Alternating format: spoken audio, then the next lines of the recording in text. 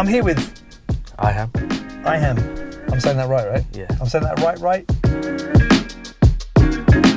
And we are going to be doing a mock test. Ieham contacted me through Instagram. If you are interested in doing a mock test on my channel, then I'll put my link down here. You can send me a message, send me a DM, and then we can talk about it. Follow me, and then send me a DM. Did you follow me? Yeah. How many hours of driving have you done? Right now about 35. 35. Should we do a shout out to your driving instructor? JP, yeah. Big shout out to JP for doing all the hard work. This is just I don't know you at all, do you? You've never driven my car? No. Oh, as always, like, comment and subscribe because it really does boost the channel, pushes the video out to a wider audience. I really do appreciate all the support that comes from you guys. It's amazing. Love the comments. So yeah, do that. Yeah, do that. You know you tell me questions. I briefly went over them like 2 weeks ago. Yeah? Okay. I think So where would you get the recommended tyre pressures for your car? in the car. And how would you check it? In the car manual, and you check them when the tires are cold. Yes? And you'd use a pressure gauge. Yes? That's all I know. That's all you know? I mean, that's pretty good. Look, that would probably be enough for your test, to be honest. There's a little bit more information. How many tyres you got? 4. What if you get a puncture? Oh, even the emergency tire. The fifth Yeah, tire. no, this is the thing. People always forget to check that one. Like, what's the point? Like, you manage to go change the tyre and it's flat. And what are those little caps they put on? For freezing. Not really, no. Well, maybe. I don't know. I'm not sure. It's just a dust cap. Just prevents dirt getting into the valve, because if loads of dirt gets in there, it's going to be useless, isn't it? When we see you next, we will be starting the test. So 38 to 42 minutes. Follow the road ahead at all times unless it's told to turn left or turn right unless the road signs indicate. Otherwise, if I need you to turn, I'll tell you a good time. 1 reversing manoeuvre, possibly emergency stop. We're going to be following sat nav for about 20 minutes. That's your independent driving. Whenever you're ready, drive on. Okay. Ieham puts his signal on before looking around the car. This is not a good idea. It's always better to have a good look round and make sure it's safe. And actually, the very first thing I'm going to get you to do is to find somewhere to pull up on the right in a safe place. Alright. We're getting the reverse manoeuvre out of the way straight away. Ieham is moving a little bit slowly, but there's no one behind us, so it doesn't impact anybody. He then does the right thing by waiting for these vehicles to pass before pulling up on the right-hand side. There are quite a few spaces further up the road that he could have pulled up in, but he chose this spot, and his bonnet is actually blocking this driveway slightly. So this is a driver fault for position, normal stops. Okay, I'd like to reverse the car back about 2 car lengths, keeping reasonably close to and parallel to the curb. Okay, you got it? Okay. Ieham ultimately does okay here. He does a good all-round check before moving off, but then he's got a car pulling up on the left-hand side just behind us. This now means passing traffic is much closer to us, but he does pause the car as that van came past. That should be enough. Just come back a little bit more. He slightly moves the car before doing an all-round check, and then pauses for this bus, which is nicely done. It's not perfect, but it's good enough. That'll do. Okay, brilliant. Drive on when you are ready. Ieham again signals before looking round the car. This is not a good habit, but he doesn't impact anybody, so again in this case it's not noteworthy. He edges the car slightly forwards. I think he's trying to figure out my electronic handbrake. I think he's getting the hang of it now. He then again looks all round the car and moves off safely into the road.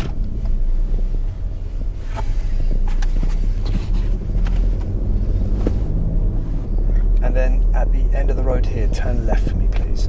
Left. Okay. Ieham checks his mirrors well and signals in good time for this junction. But when he goes to emerge, he's a little bit hesitant. I do understand it's the beginning of the test, and he's also got a slightly restricted view on the right-hand side due to parked cars, but there is a gap, and he could have taken it. If you wait long enough, something will come. Up until this point, he hasn't been holding anybody up, so in this case, he gets away with it. This is just a driver fault for undue hesitation. He now uses this car as a shield and gets moving. And then you're going to follow the road ahead at the roundabout for me, please. Okay. He has no such problems at this roundabout and deals with it well. And then a little further up the road, he deals with a stop sign. Now the road's going to split into two. I like to follow the road ahead. And again, he does okay here. He almost stops beyond the stop line. That's the left fork here, yeah. Okay. But I'm going to say he ultimately stops on it, so it's just fine in this case. Before he gets to that though, he stops a good distance from the van in front. The van should be stopping here, but it doesn't, and I guess this is why you see so many bad examples on the roads. Stop sign. But he does bring the car to a complete stop. He does look right first, but he secures the vehicle.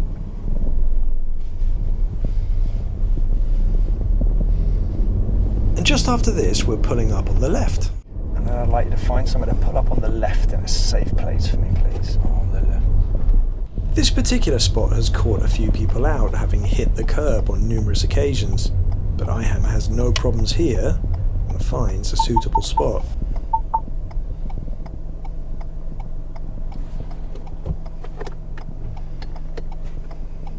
Beautiful. Okay, so we're going to start the independent drive. If at any stage you're You not will sure... arrive at your destination at 12:24 p.m. Okay. It always interrupts me. If you're not sure where you're going, you can ask, okay? Okay. All right, so whenever you're ready, drive on. Again, Ieham signals before looking round the car. He's then entering a 20 zone, which he initially deals with well as he's got a pedestrian crossing up ahead. She's gonna cross. Yeah, she is. But after the pedestrian crossing, he picks up his speed to 24 miles an hour. This is a driver fault for use of speed. He appears to realise though and drops his speed back down, but then picks up his speed before passing the 30 signs.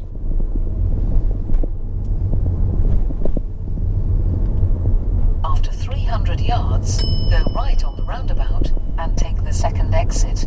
At this roundabout, Ieham is turning right and he forgets to signal.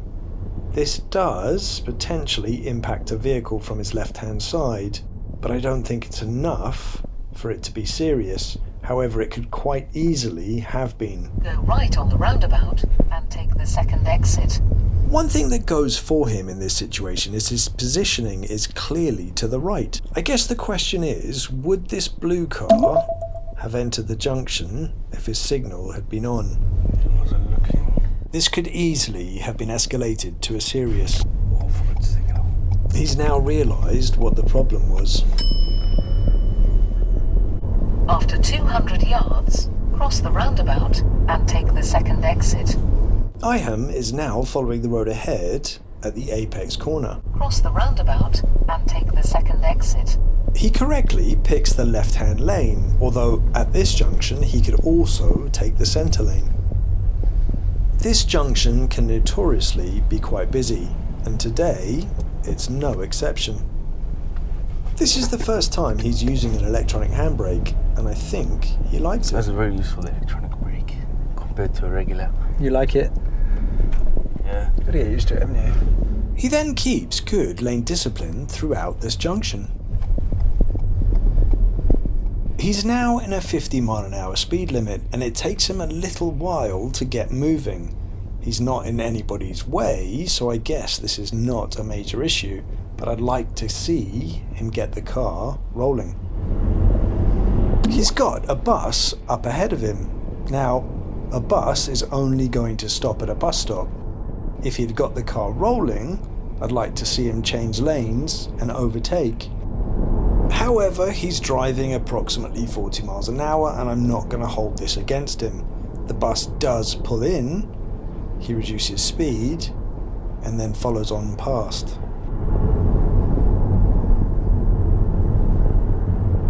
After he passes the bus, he picks up speed nicely, and then loses slight control on his lane discipline. This happens as he changes gear. He just ever so slightly crosses the lane line here, and then holds his position close to this line up the dual carriageway. He does then slightly centre his position, but then drifts towards the line as a blue car is looking to come past him on his right-hand side. This is a driver fault for lane discipline. He does thankfully, though, re-centre the car.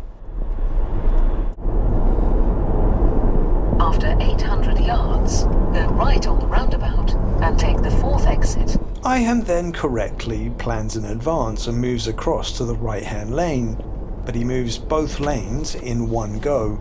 It's always recommended to move one lane at a time. He hasn't interfered with anybody, so in this case I'm going to put it as not noteworthy, but be careful. Go right on the roundabout and take the 4th exit. He's now positioned properly for this right turn. We're just going to come back here. Sorry? So we're just going to come back here. I could have pointed to where we were going, but instead I tell him to count the exits. Count your exits. 1, 2, 3. Ieham keeps good lane discipline throughout this roundabout. He only struggles slightly on the exit, and I can see why, because these vehicles seem to be slightly blocking his path. However, he should move more to the left to make sure it's clear on his intentions. And then a little further up the road, he's taking a right turn. After 300 yards, turn right. Ieham has picked up his speed well because it's a 40-mile-an-hour speed limit, but reduces for this bend. His signal's a little bit late, but as he's approaching the junction, his speed is greatly reduced, so I don't think this is such a major issue. His mirrors are also a bit lacking.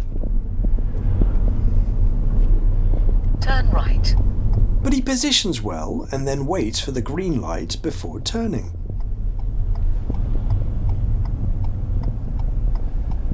It can sometimes be tempting to take a gap that's not there, but Ieham doesn't fall for the bait. Always be ready, but patient.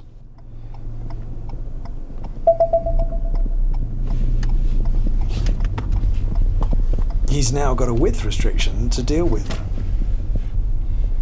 He initially enters the width restriction with confidence and probably just a little bit too fast, thinks better of it and brings the car to a stop. He then plays with his steering and comes through a little bit close to the pillars, but he gets through. Country road. Have you been down here before? Yeah. It's a very tight road. It is. Let's see how he does. There are signs warning of sharp bends to the left, and there is oncoming traffic, but Ieham keeps his speed down, and as these cars come past, especially this Tesla, which has taken up most of the road, he deals with it well. He then continues to keep his speed down until the road opens up a bit, and only when the road markings warn him that he needs to slow down does he do so again. He does very well here.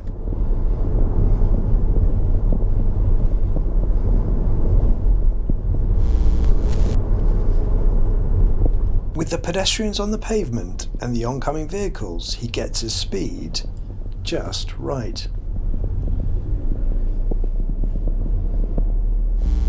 After 300 yards, turn right. Ieham is approaching a stale green traffic light, which means a light that's been green for a while, and he keeps his speed up. The light does change as he's approaching, which slightly catches him out. Turn right. He should be considering the vehicle behind and slowing. I'm going to say he just about gets away with this one, but if a light's been green for a while, be careful. Further up the road, he's approaching an S-bend, which is a sharp bend to the left and then to the right. He reduces speed well, but his positioning is slightly to the centre of his lane.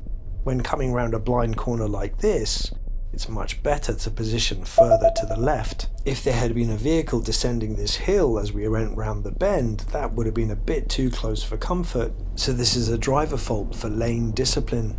He then slightly picks up his speed as he enters this 20 zone, and then realises a little further on that he's slightly breaking the speed limit. Again, a driver fault for use of speed. To 200 yards, turn right. And then reduces speed without checking his mirrors. The vehicle behind gets a little bit closer. Turn right.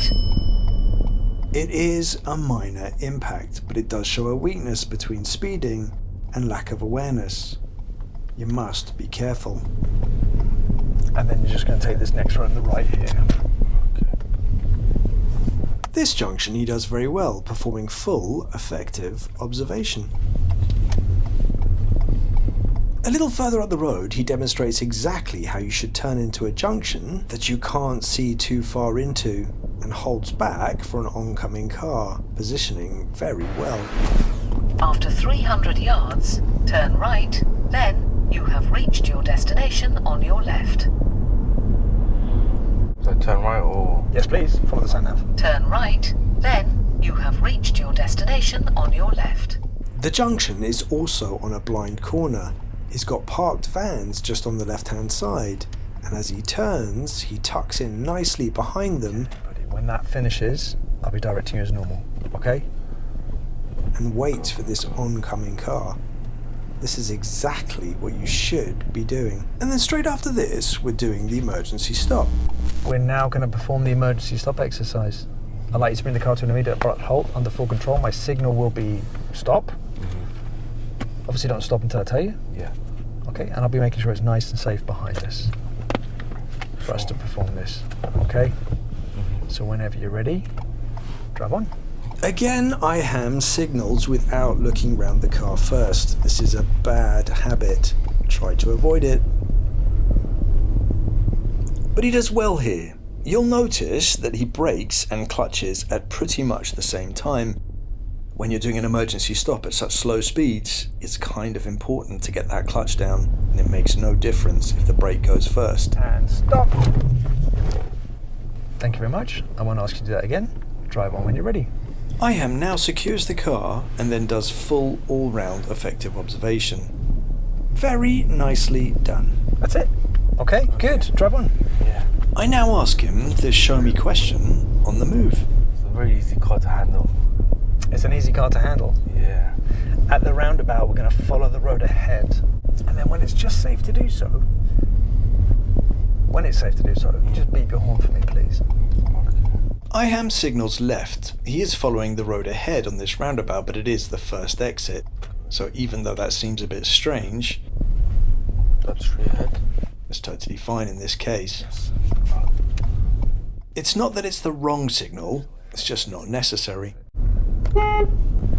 Brilliant, thank you very much. No problems there at all. Ieham so far has done pretty well. He's made a couple of mistakes that could have gone against him, but he's now approaching a junction where he makes a silly And then mistake. at the end of the road here, turn right for me, please. At this first junction, he does well. He approaches, does effective observation, and then emerges onto the new road. But Ieham is approaching a junction which is closed, which means you can't see left and right on the approach. And he just deals with it a little bit too quickly.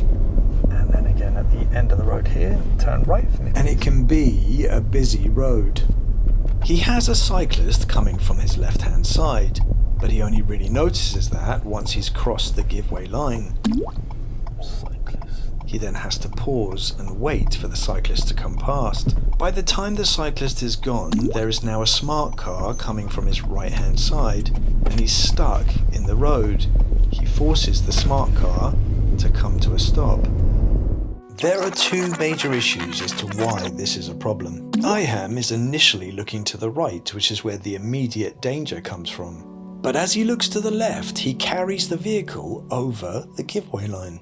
This is not effective observation, and he's clearly invoked the interest of the cyclist. And then of course he impacts the smart car on his right-hand side. So for this reason, this is a serious fault for observations at junctions. Make sure you perform full effective observation before crossing the giveaway line. We are only a couple of junctions away from the end of this test, and the last mini roundabout he deals with like a pro. So let's finish it on a high. And then at the roundabout, turn right for me, please. Ieham approaches this roundabout like an experienced driver would. Looks to the right, sees the gap with his car peeling off, looks to the left, sees the vehicle is slowing, and takes the gap. This is very well done. And then we're one junction away, and that's the end of the test. Okay. How was that? It was quite good. Yeah? Except I said yeah. I don't mean it like that. see that one time with that mini smart car. I was about to pull out on the right, and then I saw a cycle, so I got off the cycle, and then the smart car came. But he gave way, so I think it should be fine. I didn't interrupt him. You didn't interrupt him. Did I? Were you in the way? I mean, he gave way, so... He did, but he stopped. Did he have to, or...? Nah, it's his choice. It's his choice. How far out into the junction were you? So close. I think only the tip of the car. He could have swerved around it. He had a small car. He could have done. But that still would have been interrupting him. That would have been, wouldn't it? So, okay. Pass or fail? Things I'm not really sure. Where else could I have failed? Maybe I forgot to signal at that roundabout. We were going to Apex Corner. Yeah, you did. But I signaled last minute as I was... You'd already exited. Yeah, it might have been there. And you even said, I forgot my signal. Yeah, and then I turned it on for a brief moment. Yeah. I think it's a fail at the roundabout. Unfortunately, it's not a pass. Mm-hmm. Okay, look. Before I go into this, I think overall your drive is actually really good. You've got loads of really good stuff in your driving. Your general control of the car is really good. There's a very, very good foundation here for what you're doing. You know, all the work that you've put in, 30 hours, something like that, of driving. Yeah. And some of the mistakes that you've made are really silly and really easy to fix. The nailed on one is that smart car. Okay. That was a serious. Yeah. Now it's look. I'm evaluating the entire. What's happening now? You're approaching that junction. Okay. There was a cyclist coming from the left, but you've approached it, and the speed you're approaching it, not crazy fast, but it's just you're moving like you're going to keep going. Now there's a cyclist coming, and then you start moving out into the road. That cyclist hasn't come past you yet. I mean, it's not at the point where it's going past you and then you're filtering in behind. You're actually moving out. So you're going to have an impact on that cyclist to begin with, right? You then realise that there's a cyclist, you said cyclist, and you stopped, yes? Mm-hmm. But it was the speed at which you've entered the junction. It was the observation on that junction. And then, on top of it, the smart car comes. So it wasn't the smart car? It's a combination of all of it. How should you have approached that junction? What should you have done? Stopped. We'll let him go. That's it. Now that cyclist then would have gone. You would have then looked to the right. You would have seen the smart car coming. What would you have done? Let him go. And then go after. And that's it. But you've just gone into the junction. You then highlighted the second one. That's a slight issue. Was that roundabout? You didn't signal. You said you didn't interfere with anybody on your right. You didn't. But did you not see that 4x4 car that come in from the left-hand side? Yeah, the blue one. Now well, he didn't look at our direction at all when he came. You had no signal. I can only look at you. Now, if you've got a right signal on and that guy does that, I'm going, what are you doing, mate? Have you seen what that guy's just done to you? Mm-hmm. Yes? But you've got no signal on, so you're coming up to the junction. He doesn't know that you're turning that way. If you've got no signal on, he might think you're going left. And again, we're talking about a signal here, mate. Just a flick up. Is it a major issue? You've got a slight issue with this side of the car. Was it in the country roads where there was... Sometimes I would swerve on... did it on the country lane, okay? And on the stripes. But not the country lane that you're thinking about. It was a country lane where we're coming around a bend and you're just positioned, that you're coming around a sharp bend to the right and the car's almost on the line. Now, I've come round that corner and seen a Mini on its roof because somebody's obviously too far to the right and somebody's come zooming around on the other side and they've collided. If I'm coming around a country lane bend, where should I be positioned? Sharp left. But you're to the right. On the dual carriageway, you lost your lane discipline on the dual carriageway. You drifted across like that. I looked in the mirror and over the shoulder. We didn't interfere with anybody, but we did that on the dual carriageway. We came back. If you're close to that line, who are you also close to?